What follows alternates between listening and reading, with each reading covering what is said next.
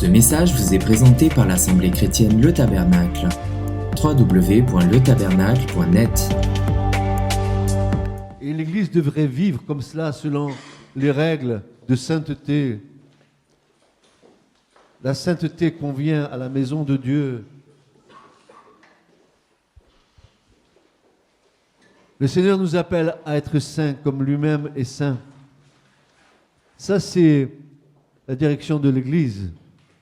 C'est ce que l'Église doit vivre. Et puis l'Église doit pas seulement vivre de sainteté, ce qui est déjà bien, mais elle doit aussi vivre de l'Évangile pour que les âmes soient sauvées, prêcher la parole en toutes circonstances. Bonne ou contraire, nous devons prêcher la parole, annoncer Christ. Ça, c'est la vie de l'Église. L'Église vit dans la sainteté, elle annonce l'Évangile. Et il y a une autre perspective de l'Église qui nous échappe bien souvent. Et je voudrais ce matin voir avec vous cette partie-là parce qu'elle nous intéresse au premier chef. Il y a aussi la partie de l'Église dite prophétique. L'Église est prophétique. Pourquoi je dis ça? Parce qu'une Église qui n'est pas prophétique est une Église qui n'a pas de vision.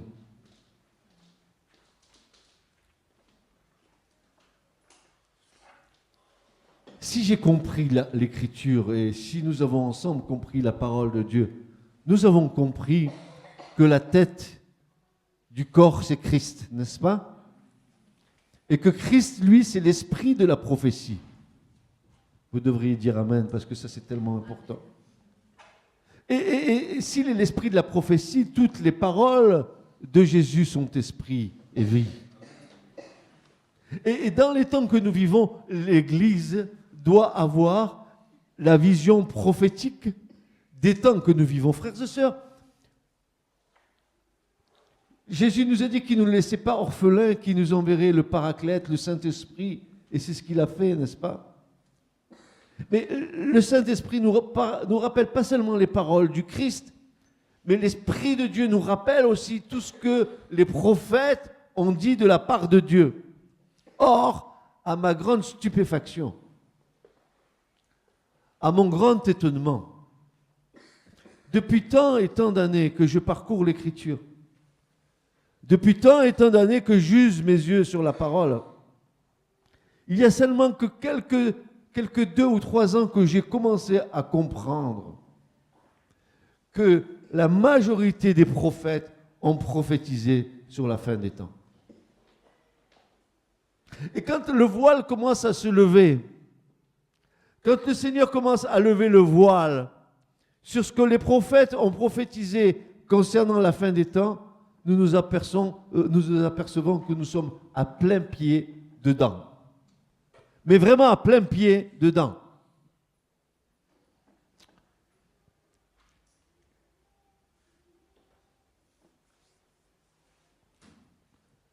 Dans cette assemblée, nous avons déjà eu des enseignements et Dieu sait si le Seigneur nous a conduits. Nous avons eu plusieurs semaines d'enseignements sur l'Armageddon, sur tout ce qui va se passer pendant les tribulations, la grande tribulation. Comment le Seigneur nous a guidés, bien que nous sommes suffisamment humbles pour confesser ce matin que nous n'avons pas tout compris. Mais le Seigneur, dans sa grâce, a levé le voile sur certaines choses. Et ce matin, alors avec vous, j'aimerais que l'Église ce matin soit prophétique. J'aimerais que nous puissions lever le voile sur quelque chose qui va nous poursuivre jusqu'à la fin. Et vous allez voir qu'il y en a qui vont avoir un sourire aux lèvres. Ce matin, je voudrais vous parler d'un personnage qui a la vie dure. Un personnage dans l'Écriture qui est anti-Dieu. Un personnage qui, dans l'Écriture, va transporter son idéologie jusqu'à la fin des temps. Un personnage dans l'Écriture qui s'est toujours élevé contre Dieu et le peuple de Dieu. un personnage qui dans l'Écriture ne craint pas Dieu. Je voudrais vous parler ce matin d'un personnage qui se nomme Amalek.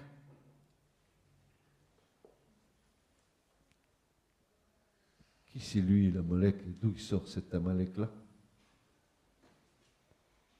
Un personnage qui va nous poursuivre jusqu'à la fin. Amalek. Qui est Amalek?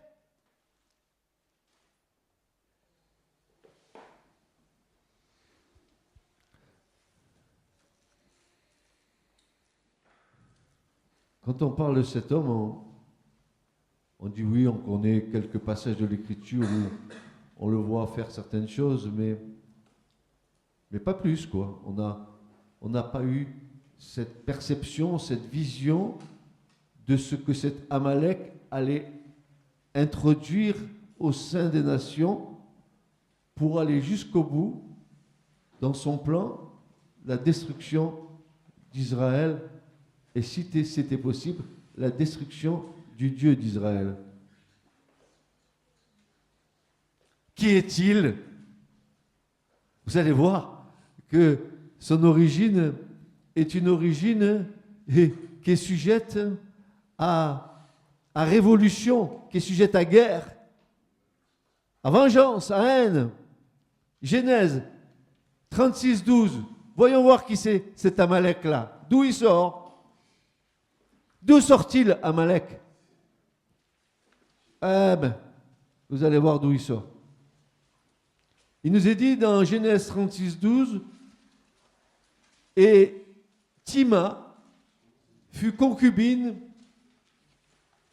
d'Éliphaz, fils d'Ésaü, et elle enfanta à Éliphaz Amélec. Ce sont là les fils d'Adaph, femme d'Ésaü. Donc on commence à voir d'où sort Amélec. Tiens. Il sort d'Ésaü. Mais qui c'est cet Ésaü? Vous connaissez Ésaü? Ah ouais, vous connaissez parce que vous faites Masterchef, c'est le plat de lentilles qui vous a retenu au passage? Ça sentait bon, le gibier, les lentilles. Non. Il est... En fait, cet Amalek, il est le petit-fils d'Ésaü. Et en tant que petit-fils d'Ésaü, il a été chef de tribu d'Édom. Parce que Édom, c'est Ésaü. Genèse 36:8. Ésaü, c'est Édom. Édom, c'est tout ce peuple qui est sorti d'Ésaü, qui est dans les montagnes de Séhir, qui se situe aujourd'hui au sud de la Jordanie. Les Édomites qui n'ont jamais été les copains d'Israël. Jamais. Vous allez voir ce que vous allez entendre. Oui. Est-ce que vous savez, c'est une aparté, est-ce que vous savez que quand les tables de la loi ont été données sur le mont Sinaï, il nous est dit que Israël a vu les sons. Quand j'ai vu ça, j'ai dit, mais je rêve, ils ont dû se tromper dans la traduction. Ils ont vu les sons. Moi, j'entends des sons, mais voir des sons. Vous en avez vu des sons, vous? À part que vous ayez un ordinateur qui vous donne les spectres des fréquences, vous voyez le son, mais il faut aussi l'entendre. Et il nous est dit que cet Amalek-là, il a hérité de son grand-père, Ésaü. Vous savez qu'on hérite de nos parents et de nos grands-parents. Hein? C'est vrai, hein? Tu te rends compte? Cet enfant-là, c'est le petit-fils d'un tel. Cet enfant, il court les jupons comme son grand-père courait les jupons. C'est héréditaire. Son grand-père était un cavaleur, le petit-fils était un cavaleur. Et dans l'Écriture, nous voyons cet art héréditaire qui se transmet de génération en génération. Frères et sœurs, n'est-il pas dit que Dieu fait grâce à ceux qu'il aime jusqu'à 1000 générations, mais qu'il maudit jusqu'à 3 et 4 générations ceux et celles qui le haïssent? C'est bien ce que dit l'Éternel dans sa parole. Et cet Amalek-là, il va hériter de la haine ancestrale d'Ésaü. On va revenir. On a au moins 3 ou 4 dimanches sur Amalek. Hein. Vous n'avez pas fini avec lui. Il va falloir qu'on le voie en détail, cet Amalek-là. Parce qu'on va l'avoir là bientôt. Là. Il est en train de former ses bataillons. Bientôt, on l'a là. Hein. Amalek, il va venir. C'est lui qui veut détruire Jérusalem. Et qui veut détruire, qui veut faire de Jérusalem la ville sainte de l'islam. Et qui veut aussi que Jérusalem soit éradiquée de sa terre. Donc, il va revendiquer plein de choses. Et nous allons voir pourquoi il revendique ces choses. Donc, Amalek, c'est un peuple issu de la descendance d'un petit-fils d'Ésaü. Il habitait dans une zone désertique vers le Negev. Et il nous est dit qu'il errait dans les vallées. C'est un peuple de pillards. Il aime la guerre. Il aime la bataille. Et alors, dans le judaïsme, les Amalécites, descendants d'Amalek, représentent l'ennemi juré d'Israël, l'archétype de l'ennemi juré d'Israël. C'est un exemple viscéral d'une haine inexplicable envers Israël. Mais nous allons être éclairés par la parole de Dieu et nous allons comprendre ce matin d'où sort cette haine-là. Frères et sœurs, imaginez. Jacob, au moment où il y avait la famine en Israël, il est descendu en Égypte avec 70 personnes. C'est ce que dit Exode 1. Il a trouvé refuge en Égypte, là où il y avait qui? Joseph, n'est-ce pas? Et pendant environ 400 ans, ce peuple-là est resté en esclavage en Égypte, sous la domination de Pharaon. Ce n'était qu'un peuple d'esclaves. C'était un peuple qui était asservi aux corvées les plus viles en Égypte. C'était un peuple qui, du matin au soir, faisait des briques dans de l'eau, avec de la paille, avec de l'argile, avec de la boue, qui du matin au soir avait les pieds dans l'eau. Il devait avoir des rhumatismes, ce peuple. Je suppose, n'est-ce pas? Israël était en esclavage en Égypte, 400 ans. Et quand Dieu, dans sa grâce, à cause des promesses qu'il a faites à Abraham, Genèse 15, 16, quand il va dire à Abraham, et au bout de 400 ans, ta descendance qui est dans ce pays sortira libre de ce pays et rentrera dans le pays de la promesse, celui que j'ai juré de donner à vos pères. Et au bout de 400 ans, Dieu tient sa promesse.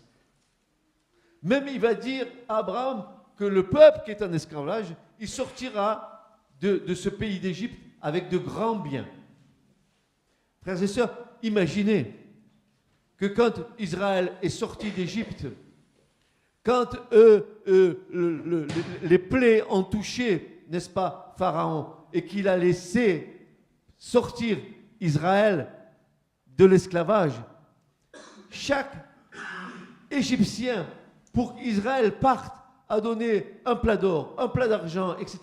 Et quand nous voyons le nombre de tonnes d'or, les tonnes d'argent, les tonnes d'airain qu'il a fallu pour monter le tabernacle, je dirais que Dieu leur a permis de piller l'Égypte. Un peuple d'esclaves, ils sortent, il commence à traverser la mer des joncs, qu'on appelle mer Rouge. Enfin, on appelle mer Rouge, c'est impropre, parce que dans l'Écriture, c'est la mer des joncs. Dieu fait des miracles, Dieu ouvre la mer.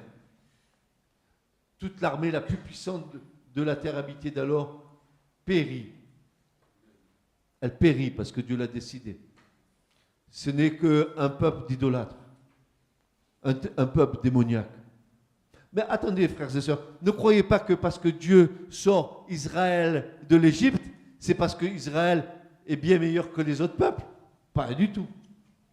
Pas du tout. Dieu va leur dire, mais ce n'est pas à cause de ta justice, ce n'est pas à cause de ci, ce n'est pas à cause de ça, ce n'est pas à cause de ma promesse envers vos pères, mais c'est à cause de la méchanceté de ces peuples que je vous libère pour prendre la possession du pays de la promesse.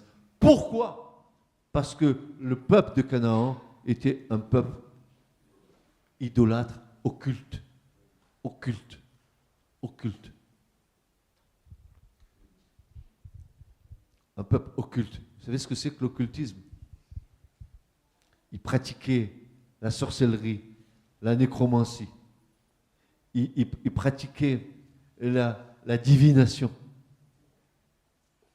Oh, mais il n'y a pas besoin d'aller en Canaan pour pratiquer ça.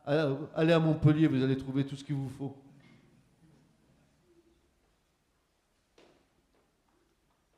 Vous avez vu les milliards et les milliards que font les occultes en France? Vous avez vu les chiffres? Inimaginable. Les pauvres bougres, ils sortent de 400 ans d'esclavage.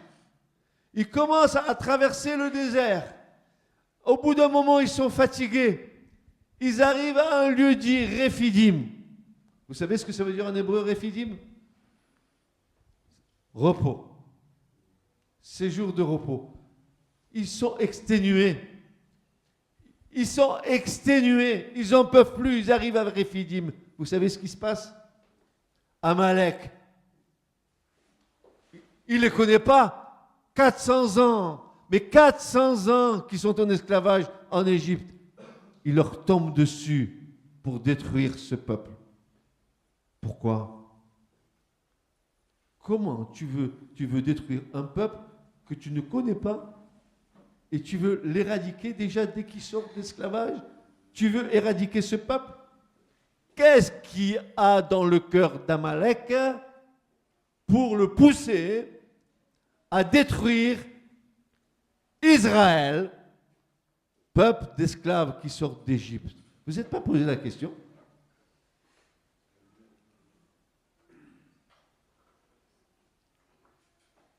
Vous n'êtes pas posé la question?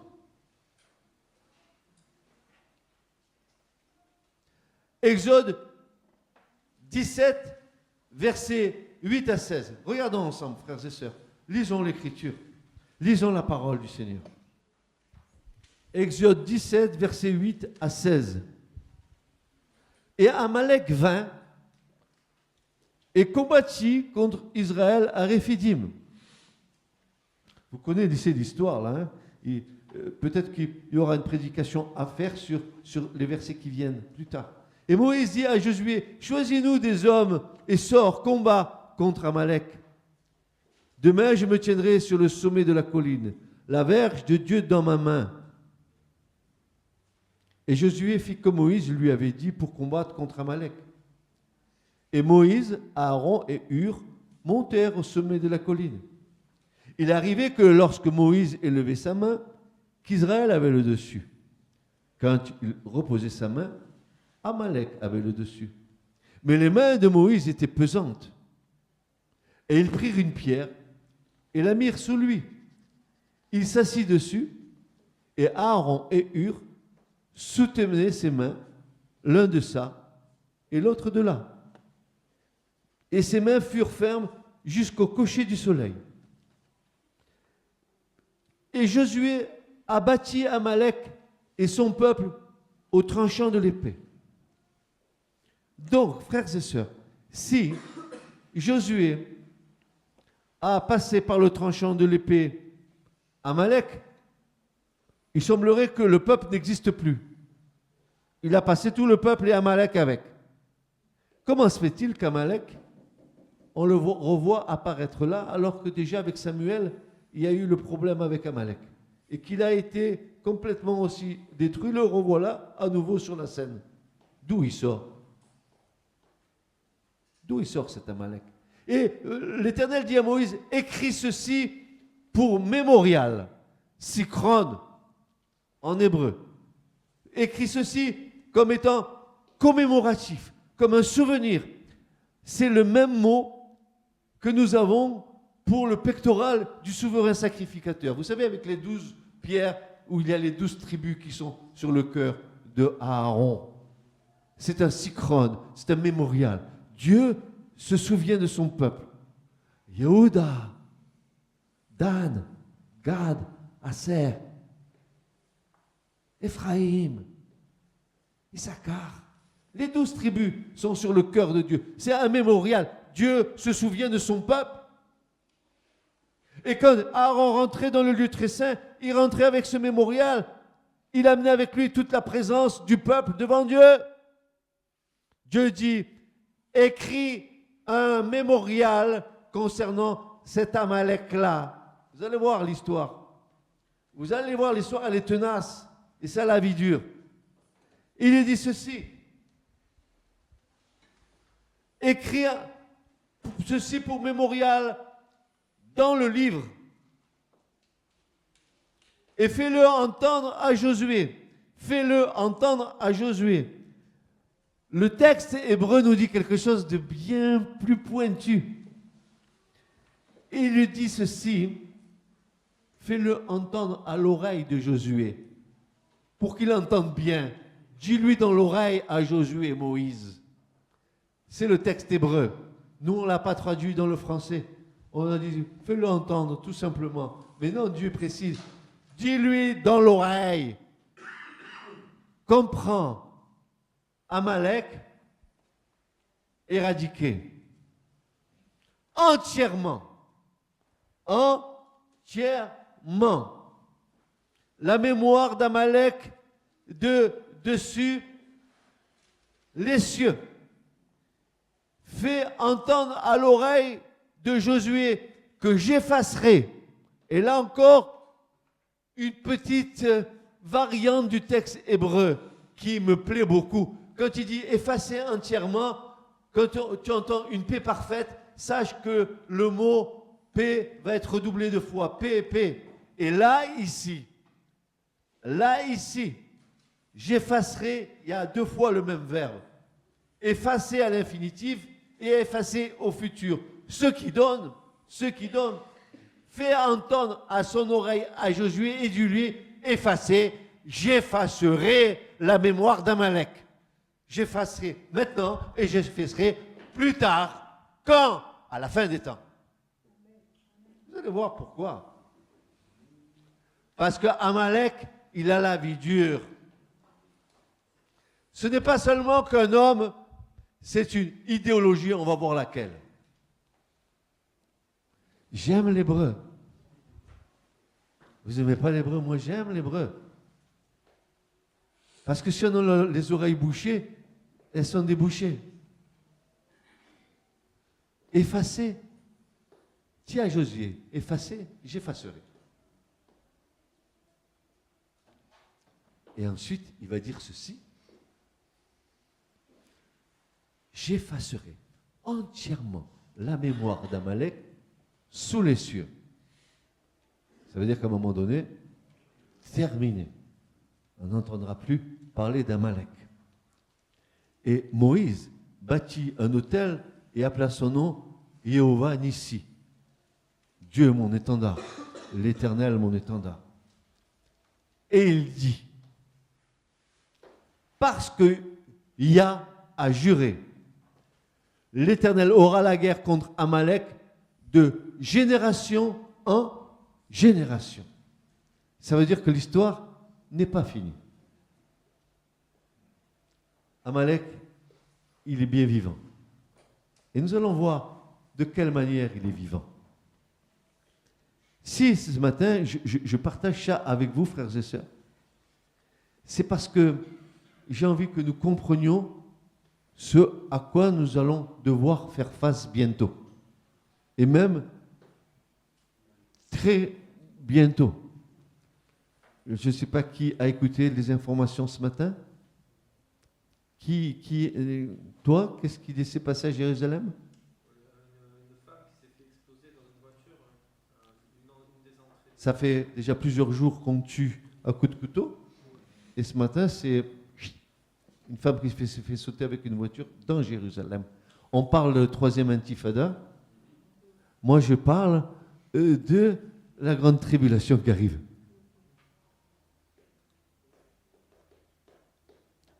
Parce que vous croyez que tout est innocent, que les Russes soient en Syrie.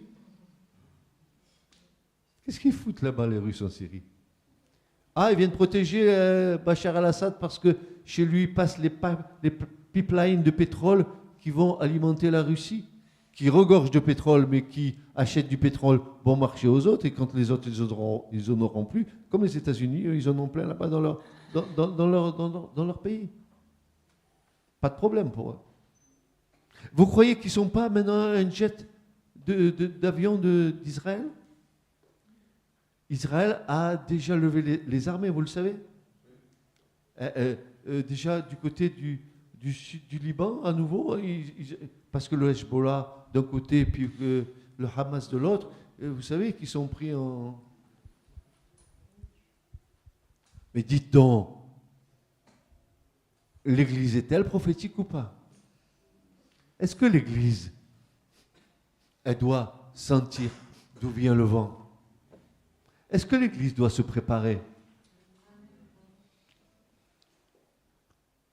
À quoi elle doit se préparer l'Église? Est-ce qu'elle va passer par la tribulation? It is the question.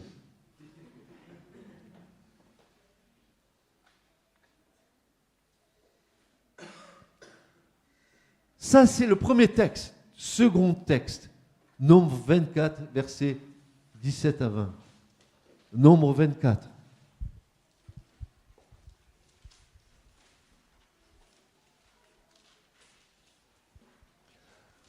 Alors, je vous donne le contexte dans lequel ça a été écrit. Vous connaissez l'histoire de Balaam?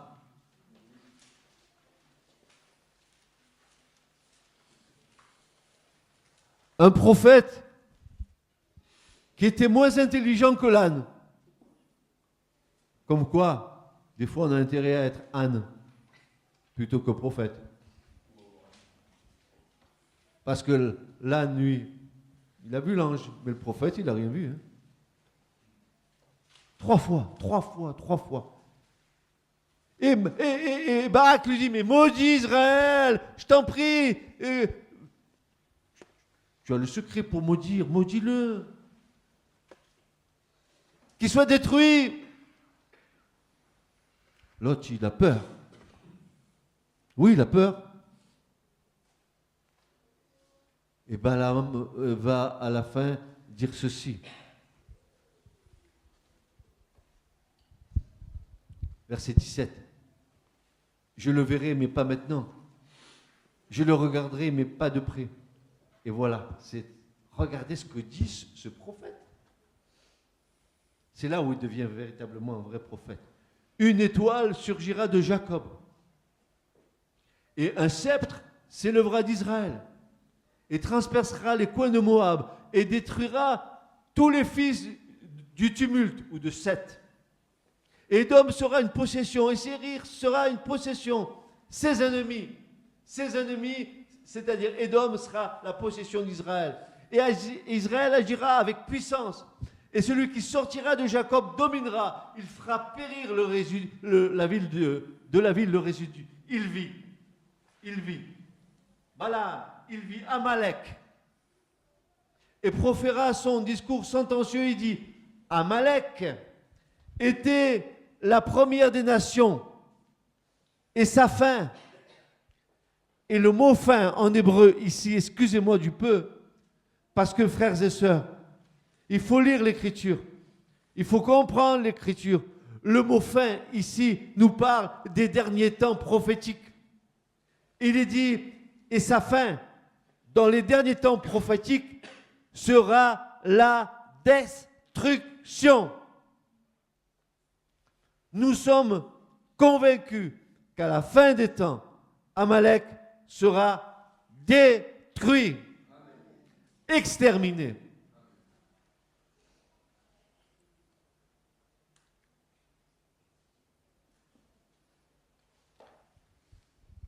Je ne suis pas pour la mort des hommes, mais vous comprendrez bientôt ce qui anime Amalek. Amalek, permettez-moi de vous dire, aime plus la mort que la vie. Et nous le verrons, nous allons le voir. C'est une joie pour lui de mourir. Vous avez vu l'état d'esprit? Ça y est, on commence à comprendre. Quel est cet Amalek? C'est plus une personne, c'est un état d'esprit qu'Amalek va lui transporter jusqu'à la fin. Nous allons voir toutes ces choses. Je voudrais vous dire comment certaines versions ont traduit ce passage. Ça vaut le coup de s'arrêter, frères et sœurs. Je vais prendre la Septante. Vous allez comparer avec le texte que vous venez de lire et vous allez voir qu'il y a matière à se réjouir. Voici ce que la Septante va dire. Elle va dire, une étoile sortira de Jacob. Et maintenant, ce n'est pas un sceptre. La Septante va traduire, un homme s'élèvera d'Israël. Ah, c'est plus un sceptre, c'est un homme. Ça, c'est la Septante. Vous connaissez l'histoire de la Septante. Septante, traduction du texte hébreu en grec, par 72 savants juifs qui étaient tous disséminés dans 72 endroits différents et qui ont traduit toute la Torah, tous les prophètes et tous les autres écrits de l'hébreu en grec. Et quand ils ont tous rendu la copie de leur traduction, toutes les 72 traductions étaient identiques. Ça veut dire que les 72 ont mis homme ici au lieu de sceptre. Mais ça vaut le coup de continuer de lire ce qu'ils ont traduit. Il est dit ceci, une étoile sortira de Jacob, un homme s'élèvera d'Israël. Et là, cet homme devient, par rapport au Targum de Jérusalem, par rapport au Targum de Jonathan, cet homme devient, traduction, le Messie. 500, 600 ans avant le Christ. Est-ce que vous comprenez cela?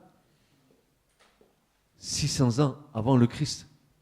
Il est dit ceci, n'est-ce pas?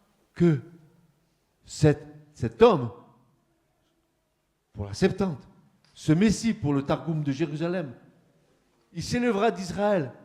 Il broiera les princes de Moab.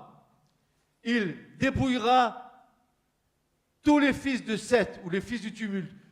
Édom sera son héritage. Ésaü, son ennemi, sera son héritage. Imaginez, Israël a marché dans sa force. Il s'éveillera, le lion de Jacob. Il détruira, plus, j'aurais mis le lion de Juda tant qu'ils y étaient. Il détruira ce qui sera échappé de la ville. Et Balaam, dans sa vision, ayant vu Amalek, reprit son discours prophétique et dit, regardez bien ce qu'il est dit là, Amalek est à la tête des gentils et cette race périra. Ce message vous a été présenté par l'Assemblée chrétienne Le Tabernacle. www.letabernacle.net